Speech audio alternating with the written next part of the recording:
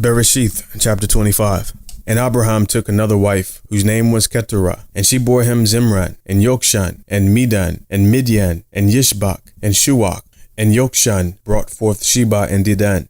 And the sons of Dedan were Asherim, and Letushim, and Leumim. And the sons of Midian were Ephah, and Epher, and Hanok, and Abidah, and Eldaah, and Yeldaah. All these were the children of Keturah. Now Abraham gave all that he had to Yitzchak, but to the sons of the concubines whom Abraham had, Abraham gave gifts while he was still living, and sent them away from his son Yitzchak, eastward, to the land of the east. And these are all the years of Abraham's life which he lived, 175 years. And Abraham breathed his last and died in a good old age, aged and satisfied, and was gathered to his people. And his sons Yitzchak and Ishmael buried him in the cave of Machpelah, which is before Mamre, in the field of Ephron ben Tezochar the Hittite, the field which Abraham purchased from the Bens of Heth. There Abraham was buried with Sarah his Isha. And it came to be, after the death of Abraham, that the power blessed his ben Yitzchak. And Yitzchak dwelt at Be'er Lachai Roi. And this is the genealogy of Ishmael, Abraham's son, whom Hagar the Mitzrian, Sarah's female servant, bore to Abraham.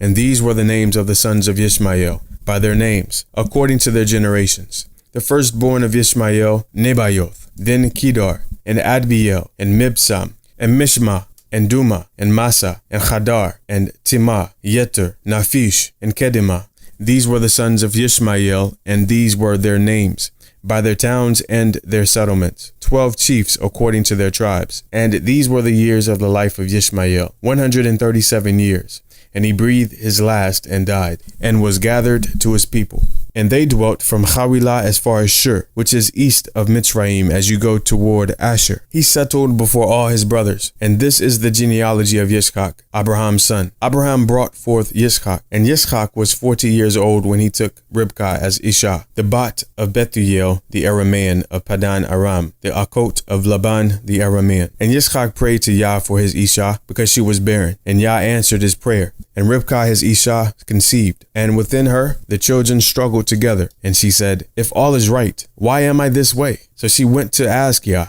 And Yah said to her, "Two nations are in your womb, and two people shall be separated from your body. And one people shall be stronger than the other, and the older serve the younger." And when the days were filled for her to give birth, and see, twins were in her womb, and the first came out red all over, like a hairy garment. So they called his name Esau. And afterward his brother came out, with his hand holding on to Esau's heel. So his name was called Yaakov. And Yitzchak was 60 years old when she bore him. And the boys grew up, and Esau became a man knowing how to hunt, a man of the field, while Yaakov was a complete man, dwelling in tents. And Yitzchak loved Esau because he ate of his wild game, but Ribkah loved Yaakov.